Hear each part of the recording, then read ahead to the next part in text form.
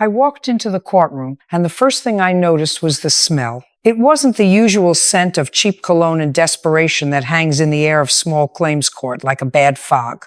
It was the smell of arrogance. It was thick, cloying, and coming directly from the defendant's podium.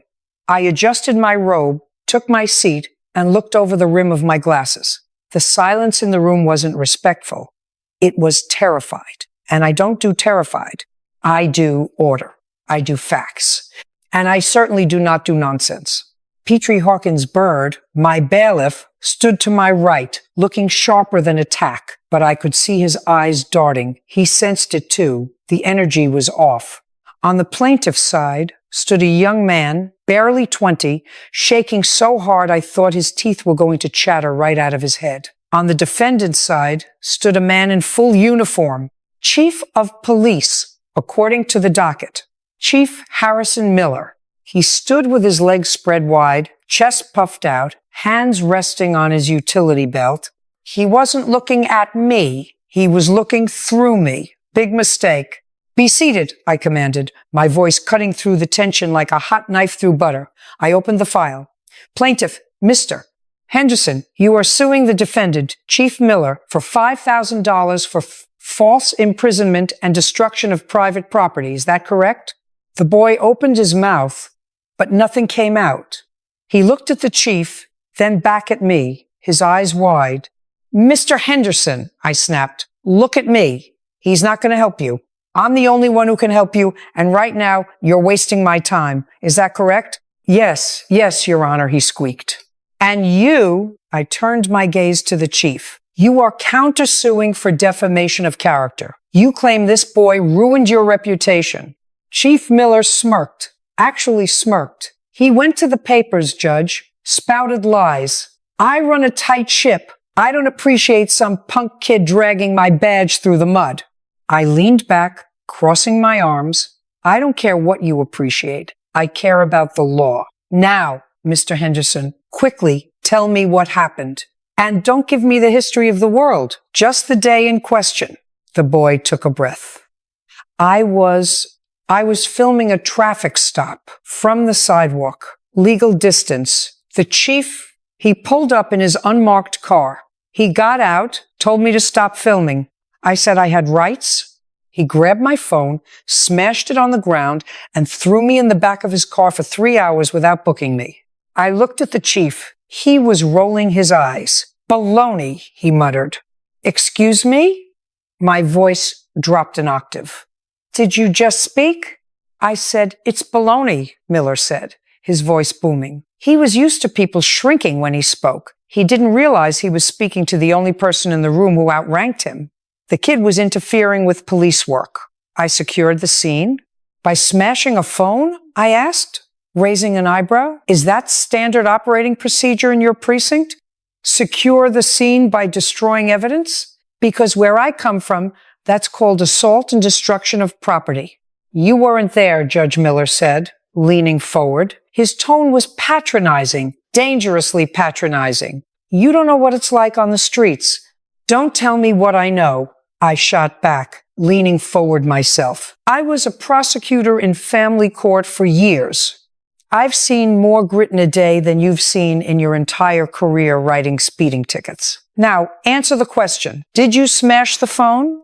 "I neutralized a distraction," he scoffed. "So you admit it," I said, looking down at my notes. "You destroyed his property because he annoyed you. That's what I'm hearing.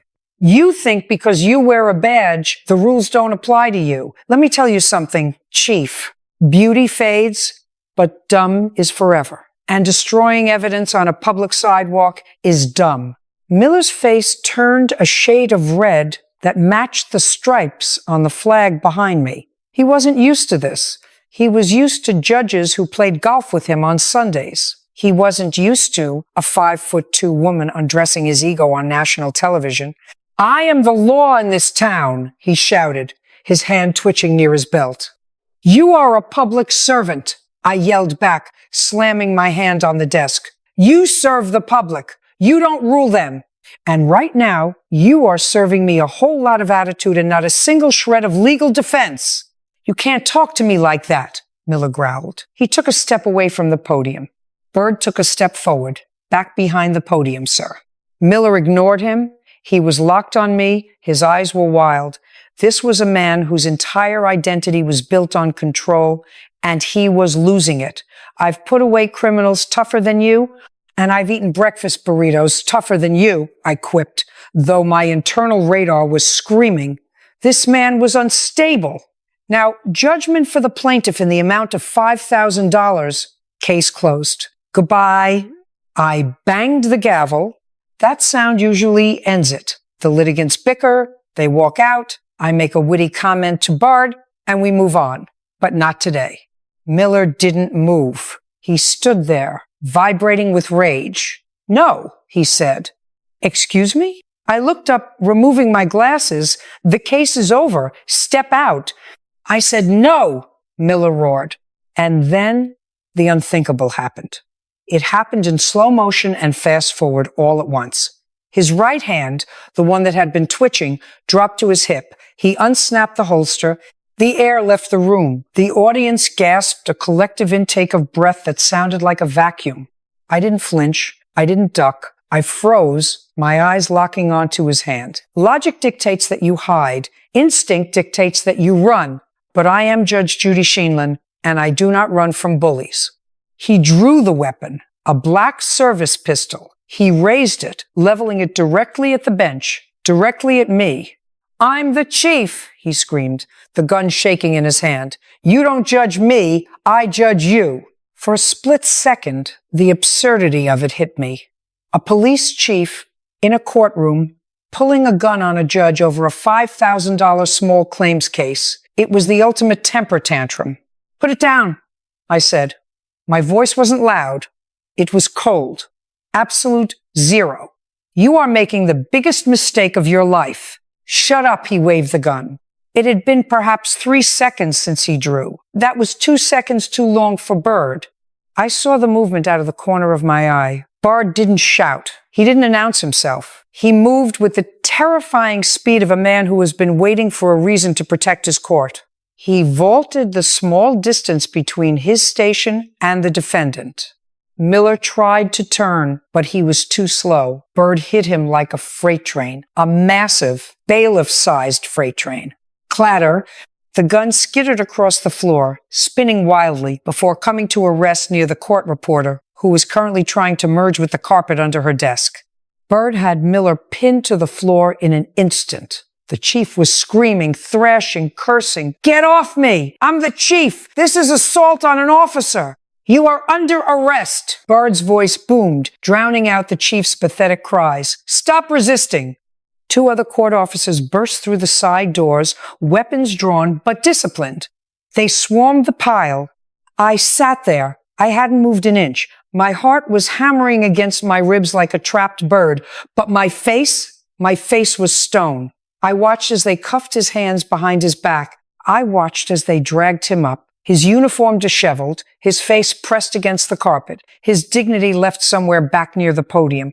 Get him out of here, I said. My voice was steady, magnified by the microphone that was still on, and make sure you read him his rights. Clearly, he seems to have forgotten them. They dragged him out, his boots scuffing the floor, shouting obscenities that would make a sailor blush. The doors swung shut. Silence returned. I looked at the plaintiff, Mr. Henderson. He was under the table. Mr. Henderson, I said calmly, you can come out now. He peeked his head up, pale as a ghost. Ivry, you won, I stated simply. Go home.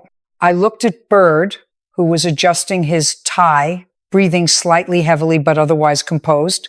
He looked at me. You okay, Judge? He asked. I picked up my pen and tapped the file. I'm fine. He, however, is going to have a very bad day. Is the next case ready? Byrd cracked a smile. You're one of a kind, Judge. I know, I said. Bring them in. But as I waited for the next set of litigants, the adrenaline started to fade, leaving behind a cold clarity. That man was a chief of police. He wore the uniform. He swore the oath. And he snapped because he couldn't handle being told he was wrong. It wasn't just about the gun. It was about the entitlement, The absolute unchecked belief that he was above the consequences of his actions. I realized then that this wasn't over. The camera crews were buzzing. The producers were running around like headless chickens in the control booth. This was going to be on every news channel in the world within the hour. Judge Judy gunpoint. Chief goes rogue. I took a sip of water. My hand didn't shake. I wouldn't let it. But inside, my mind was racing. I needed to know why. Not the surface reason, not the temper tantrum. I needed to know how a man like that gets a badge, keeps a badge, and rises to the top. Because if he's the chief, what are his officers like? What happens to the people in his town who don't have a bailiff like Byrd standing next to them? I looked at the empty podium where Miller had stood. The ghost of his arrogance still lingered. "Byrd," I said quietly before the doors opened for the next case. "Yeah, Judge? Call the district attorney. Tell him not to offer a plea deal. Tell him if he does, I'll come down there and prosecute the case myself." Byrd nodded. "You got it." The doors opened. The next litigants walked in. They were arguing about a fence line. They looked at me, then at the scuff marks on the floor, then back at me. They had no idea. "Step up," I said, reverting to business as usual. "Put your papers down. Don't look at the floor. Look at me." But as I listened to the woman complain about her neighbor's ivy growing on her trellis, a thought solidified in my mind. Miller was going to jail. But before he went to prison, I wanted to understand the pathology of a man who points a loaded weapon at a judge on national television. I wanted to dissect him. The show must go on, they say. And it did. We filmed 3 more cases. I was sharp, I was quick, I was witty. But the moment the director yelled, "Cut! That's a wrap for the morning session," I stood up and walked straight to my chambers. I didn't take off my robe. I sat at my desk and stared at the wall. The image of the gun barrel was burned into my retinas, a black circle, an abyss. My producer, Randy, knocked on the door and poked his head in. He looked like he'd seen a ghost. "Judge, you okay? That was insane. We have the footage. The police are here to take a statement." "Send them in," I said. "And Randy?" "Yes, Judge? Find out everything you can about Harrison Miller. His record, his complaints, his divorce files, his high school yearbook quotes, everything. I want to know who that man is when he's not holding a gun." On it, 2 detectives walked in. They looked embarrassed, apologetic.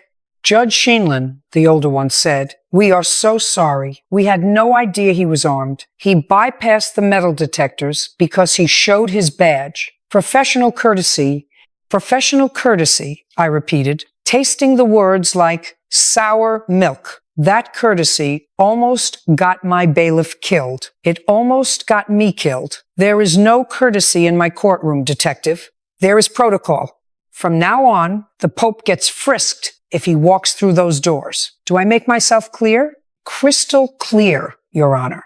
"Good. Now, sit down. I'll tell you exactly what happened, and you're going to write it down word for word, because I don't like repeating myself. I gave my statement. Concise, accurate, brutal. I described the escalation, the lack of impulse control, the explicit threat. When they left, I was alone again. But I wasn't done with Chief Miller. Not by a long shot. The legal system would handle the criminal charges. But the court of public opinion, that was my jurisdiction. And I had a few things I wanted to say about men who use power to mask their insecurity. I picked up the phone. "Get the tape ready," I told Randy. "I want to review it. Frame by frame." I needed to see the eyes. The moment they changed from angry to murderous. Because that transition, that's where the truth lies. And if there is one thing I am addicted to, it is the truth. I sat in the editing bay, the room dark except for the glow of the monitors. Randy, my executive producer, sat next to me, his knee bouncing nervously. He kept glancing at me, waiting for me to crack, to cry, to show some sign of normal human frailty after having a 9mm pointed at my face. He didn't know me well enough. I don't crack. I calculate. "Roll it back," I ordered. To the moment he said no. On the screen, Chief Miller froze, his mouth mid-snarl. "Play it. Half speed." I watched the digital ghost of the man. No, he mouthed. I watched his right hand. It didn't hesitate. It didn't tremble until the weapon was raised. That wasn't a crime of passion in the traditional sense. That was muscle memory. That was a man who solved problems by escalating force. Stop, I said. Look at his eyes. We stared at the freeze frame. His pupils were blown wide. He's not looking at me, I murmured. He's looking past me. What do you mean, Judge? Randy asked. He's looking at the camera. I pointed a finger at the screen. Look at the angle. He wasn't just threatening me. He was performing. He wanted the world to see him take control. Narcissism. Pure, unadulterated, malignant narcissism. We have the press out front, Randy said. CNN, Fox, everyone. They want a statement. Do you want to go out the back? I turned to him slowly. Go out the back like I'm running away? Randy, have we met? I stood up, smoothing my lace collar. I'm going out the front door, and I'm going to tell them exactly what I think. I walked out of the studio and into the blinding flash of cameras. A wall of microphones was thrust into my face. The noise was deafening questions shouted over one another like a pack of hyenas fighting over a carcass. Judge Judy! Judge Judy, were you scared? Did you think you were going to die? What do you have to say to the chief's family? I raised one hand, just one. The crowd quieted down. It's a gift. I have a brief statement, I said, my voice projecting clearly without shouting. Today, a man who swore to uphold the law attempted to destroy it because his ego was bruised. He pointed a weapon at an officer of the court. He tried to intimidate justice. He failed. I paused, scanning the sea of lenses. Let this be a lesson to anyone who thinks a badge, a title, or a uniform gives them the right to bully others. It does not. In my courtroom and in this country, you are judged by your actions, not your accessories. Chief Miller is now a prisoner, and I am going to lunch. Thank you. I turned on my heel and walked to my car. Byrd was waiting by the door, opening it for me. Smooth, he said. Hungry, I corrected. Let's go to that deli on 3rd. I want a pastrami on rye. But as the car pulled away, my phone buzzed. It was a text from an unknown number. He has friends. Watch your back. I stared at the screen. A threat. Anonymous, cowardly. I showed it to Byrd. He frowned, his brow furrowing. I'll trace it. Judge, maybe we should get you some extra security for a few days. Don't be ridiculous, I scoffed, though a cold knot tightened in my stomach. I have you, and I have the LAPD, real police, not tin pot dictators like Miller. Miller ran a department. Judge, he's got loyalists. Guys he hired. Guys who think like him. Then they can join him in a cell, I said, putting the phone away. I'm not changing my life for some thugs with badges. We arrived at the deli. I ate my sandwich. I drank my Dr. Brown soda. I signed an autograph for the waiter. Life went on, but the text message lingered in the back of my mind. He has friends. That evening, I was at home reading a book, trying to decompress. The news was on mute in the background. My face was on the screen, followed by Miller's mugshot. He looked disheveled, angry, broken, good. Then the phone rang. My landline. Nobody calls the landline except telemarketers and family. Hello? Judge Sheindlin?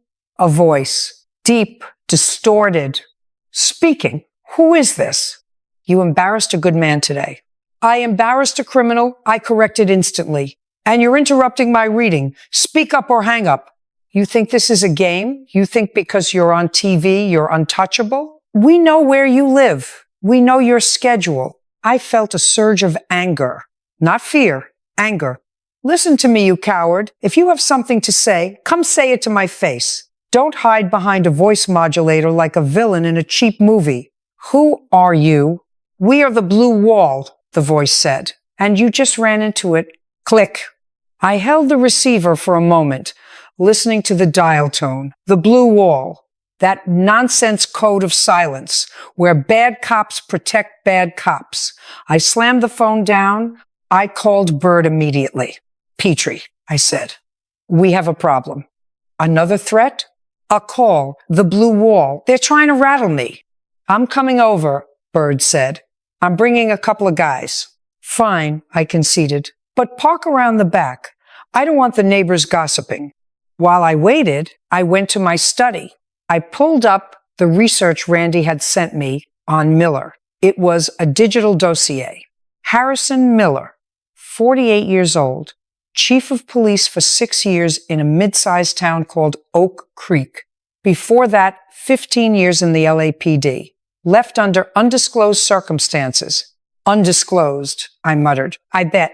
I dug deeper. Complaints. Excessive force. 3 of them. All dismissed. Domestic disturbance calls at his residence. 2 of them. No charges filed. The pattern was clear. He was a ticking time bomb that the system kept rewiring instead of defusing. And today, he finally exploded. But who were his friends? I looked at the roster of his department in Oak Creek. 20 officers. Small town. Insular. I scrolled through the names. Sergeant Davies. Officer Kowalski. Officer Miller. Wait. Officer Miller? I clicked on the name. Officer Brett Miller. His son. The boy on the plaintiff's side today, Henderson. He said Miller had been harassing him for weeks. Why? I remembered Henderson's testimony. I was filming a traffic stop. Who was conducting the traffic stop? I picked up my cell and called Randy. Randy, wake up. I need the raw footage from Henderson's phone. The cloud backup. Did he submit it as evidence? Yeah, Judge. We have the file he sent us before the phone got smashed. Why? Send it to me. Now, 5 minutes later, the video popped up on my email. I clicked play. Shaky footage. Nighttime. A police cruiser with lights flashing. An officer standing over a driver. The officer was young, aggressive. He was shouting at a woman in a sedan. Get out of the car. Get out now. The woman was crying. I didn't do anything. The officer grabbed her arm and yanked her out. Hard. She stumbled. The camera panned. The officer looked right at the lens. It wasn't Chief Miller. It was a younger version of him. Same eyes, same jaw. Officer Brett Miller. Bingo, I whispered. The chief didn't smash the phone because he hated being filmed. He smashed the phone to protect his son. He wasn't just an arrogant cop. He was a father covering up police brutality committed by his own flesh and blood. This wasn't just a small claims case about a phone. This was a conspiracy. The doorbell rang. I checked the monitor. Byrd and 2 large men in suits. I opened the door. Petri, come in and tell your friends to wipe their feet. Judge, this is serious, Byrd said, stepping in. We traced the call. It came from a burner, but it pinged off a tower near Oak Creek. I know, I said, walking back to my computer. Come look at this. Byrd leaned over my shoulder. He watched the video. He saw the name on the badge.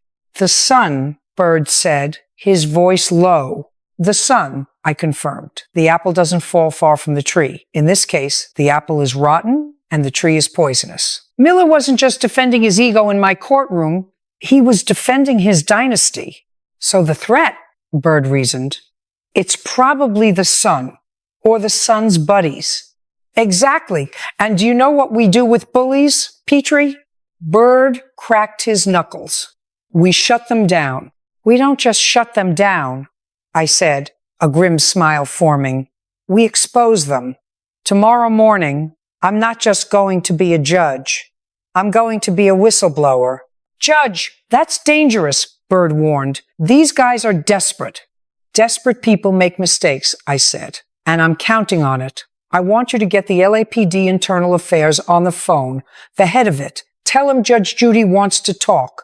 And tell him to bring coffee. It's going to be a long night. I sat back in my chair. The adrenaline was back. But this time, it was fueled by purpose. They thought they could intimidate me. They thought they could silence me with a cheap threat and a burner phone. They picked the wrong grandmother. I looked at the frozen image of Brett Miller on my screen. You're next, I said to the pixels. I spent the next 3 hours mapping it out. The timeline, the cover-up, The chief's actions in court were a frantic attempt to stop the one piece of evidence that could end his son's career from becoming public record. By suing the kid for defamation, he thought he could bully Henderson into silence. When Henderson stood his ground and when I started digging, Miller panicked. It all made sense. But making sense and proving it in a court of law or the court of public opinion were two different things. I needed more. I needed a link between the chief and the threats. At 2 a.m., my email pinged again. It wasn't Randy. It was an encrypted message. Subject, I can help. I opened it. No name, just text. I'm an officer in Oak Creek. I saw what the chief did today. It's been a nightmare here for years. The blue wall isn't all of us. Meet me. Tomorrow, 8 a.m. The diner on 4th and Main. Come alone. Byrd, I called out to the living room where he was keeping watch. He came in. Yeah? We have a mole. Byrd read the email. Come alone. Classic trap, Judge. You're not going. I have to go, I said. This is the break. Then I'm sitting at the counter, Byrd stated firmly, and the two guys outside are in the booth behind you. You go alone, but you're not alone. Deal, I agreed. I tried to sleep, but my mind was whirring. The courtroom earlier that day felt like a lifetime ago. The sound of the gun hitting the floor replayed in my head. Clatter. That sound was the beginning of the end for Chief Miller. But the silence that followed, that was where the real danger lived. I closed my eyes. Tomorrow, I wasn't just Judge Judy, TV personality. Tomorrow, I was Judith Shaindlin, former prosecutor, champion of the truth, and currently the biggest target in the state. Let them come. The diner on 4th and Main smelled like bacon grease and stale coffee. It was the kind of place where truck drivers and insomniacs went to forget their troubles, or at least drown them in syrup. I walked in at 7:55 a.m. sharp. I was wearing a simple coat and sunglasses, trying to look inconspicuous, which is difficult when your face is broadcast into millions of living rooms every afternoon. I scanned the room. A few truckers at the counter, a couple of elderly men arguing about baseball in a booth, and in the far corner, a woman, she was young, maybe late 20s, wearing a hoodie pulled low. She was staring into a cup of coffee as if it held the secrets of the universe. I walked over and slid into the booth opposite her. You're late, she whispered without looking up. I'm early, I corrected, checking my watch. 5 minutes. You're jumpy. She looked up then. Her eyes were rimmed with red, like she hadn't slept in days. You would be too if you knew what I know. You sent the email? Yeah. Name's Officer Sarah Jenkins. I've been with Oak Creek PD for 3 years. And you're the one with a conscience, I stated. Rare commodity these days. Look, she leaned in, her voice barely audible over the clatter of dishes. The chief, Miller, he runs that place like his personal fiefdom. We call him the king. You cross him, you get the graveyard shift. You cross him again, you get fired. You cross him a third time, you disappear. I finished for her. Or you have an accident, she said grimly. But this, pointing a gun at a judge, that was insane. Even for him, the guys back at the station are freaking out. They think the feds are going to come down on us like a ton of bricks. They should, I said, taking off my sunglasses. But why are you here? Why risk your career talking to me? Because of Brett, she said, her voice trembling. The chief's son, he's out of control. The video you saw, that was just the tip of the iceberg. He beats people up for fun, and the chief covers it up every time dash cam footage goes missing, body cams malfunction, reports get rewritten, and you have proof? I have copies, she whispered, sliding a small USB drive across the table. Of everything. The original reports, the unedited footage, the internal emails where the chief orders us to fix things. I looked at the drive. It was small, unassuming, but it held enough dynamite to blow the entire department sky high. Why didn't you go to Internal Affairs? Are you kidding? She scoffed. The chief plays poker with the head of IA every Thursday. I needed someone outside, someone loud, someone they couldn't intimidate. Someone like me, I said, picking up the drive. Smart girl. Suddenly, the bell above the door chimed. Sarah froze. Her eyes darted to the entrance. Two men walked in, big, shoulders like linebackers, buzz cuts. They wore plain clothes, but they walked like cops. They scanned the room, their gaze landing on our booth. Oh God, Sarah breathed. It's them. Davies and Kowalski, the chief's enforcers. Relax, I said, though my heart rate kicked up a notch. Byrd is at the counter. I glanced over. Byrd was sipping coffee, reading a newspaper, but I saw his muscles tense. The two men behind me, my security detail, shifted in their seats. The two newcomers walked straight toward us. Officer Jenkins, one of them drawled, taking a little unauthorized break? Sarah shrank back. I was just... And look who she's with, the other one sneered, looking down at me. The TV judge. Didn't get enough excitement yesterday? I'm having breakfast, I said coolly. Is that a crime in Oak Creek now? Or do I need a permit for pancakes? You need to be careful who you talk to, lady, the first man growled, leaning his hands on the table. Some people tell stories, lies, and some people make threats in public diners, I retorted, locking eyes with him, which is usually a sign of stupidity. Now, back off. I'm eating. We're just taking Officer Jenkins back to work, the man said, reaching for Sarah's arm. No, Sarah yelped. Before he could touch her, a hand clamped onto his wrist, a large, powerful hand. Byrd stood there, towering over him. The lady said, "Back off," Byrd said, his voice low and dangerous. The man tried to pull away, but Byrd's grip was iron. "Let go of me! You know who I am?" "I know you're interrupting my breakfast," Byrd said, "and I know you're about 2 seconds away from assaulting a federal witness." "Witness?" The man scoffed. "She's a traitor." "That's for a jury to decide," I said, standing up. "Now, unless you want to join your chief in a cell, I suggest you walk away. Right now." The two men looked at Byrd, then at the two suits standing up behind me, hands hovering near their jackets. They did the math. 4 against 2. And one of the 4 was Petri Hawkins-Byrd. "This isn't over," the first man spat. He glared at Sarah. "Watch your back, Jenkins." They turned and stormed out. Sarah was shaking. They know I gave you the drive. They suspect, I corrected. But now they're scared, which makes them dangerous. I looked at Byrd. "Get her out of here. Take her to a safe house. Call the FBI. This is way bigger than a TV show now." "What about you, Judge?" Byrd asked. "I have a show to tape," I said, pocketing the USB drive. "And I have a feeling the ratings are going to be through the roof today." "You can't be serious," Sarah said, staring at me. "You're going back to the studio?" "Of course," I said, adjusting my coat. "The best way to fight darkness is with a spotlight, and I have the biggest spotlight in the country." I walked out of the diner, my head held high. But inside, I was calculating. The chief was in jail, but his network was still active. They were desperate to get that drive back. They had just tipped their hand. I got into my car. My driver, a stoic man named Frank, looked in the rearview mirror. "Studio, Judge?" "Studio," I confirmed. "And Frank?" "Yes, ma'am." "Take the long way. And don't stop for red lights unless you have to." As we drove, I plugged the USB drive into my laptop. I needed to see what was on it before I went on air. The files opened. Hundreds of them. Incident report 459, assault suspect B. Miller dismissed, body cam footage Officer B. Miller deleted. I clicked on a video file labeled the Henderson incident. It was the full version of the traffic stop, the one Henderson had tried to show me in court.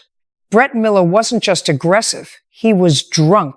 You could hear the slur in his speech. You could see him stumbling. He pulled Henderson out of the car and beat him brutally.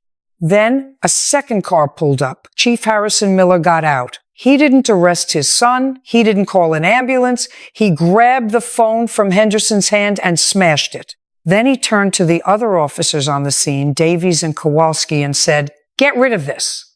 All of it." My blood ran cold. This was organized crime with a badge. I closed the laptop. I had everything I needed. I arrived at the studio.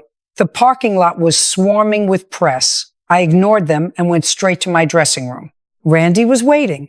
"Judge, are you sure about this? The network is nervous. Their lawyers are saying we shouldn't get involved in an ongoing criminal investigation." "The network can sue me," I snapped. "I'm not getting involved. I am involved. They pointed a gun at me. Randy, they threatened my witness. This ends today." "What are you going to do?" "I'm going to tape the show," I said, putting on my robe. "But first, I'm going to make a little introduction." I walked onto the set. The audience cheered. They didn't know about the diner. They didn't know about the USB drive. To them, it was just another day of justice. I sat down. I looked into the camera. The red light blinked on. "Good afternoon," I said. "Before we begin today's cases, I have something to say." The room went silent. Yesterday, a man tried to silence this court with violence. He failed. Today, his accomplices tried to silence a witness with intimidation. They failed. I held up the USB drive. "This," I said, "is the truth. It contains evidence of corruption, brutality, and cover-ups that have plagued a town for years. I am handing this over to the FBI immediately after this broadcast. But I want the people of Oak Creek to know something." I leaned forward. "The blue wall has fallen. If you have been a victim of Chief Miller or his son or his cronies, come forward. Do not be afraid, because I am watching. The world is watching. And justice is coming." I put the drive down. "Now," I said, my voice returning to its usual brisk tone. "First case on the docket." The doors opened. The litigants walked in, but the energy was different. It was electric. I got through 2 cases. Standard stuff, unpaid rent, dog bite. But my mind was on the door. I knew they were watching. I knew they were panicking.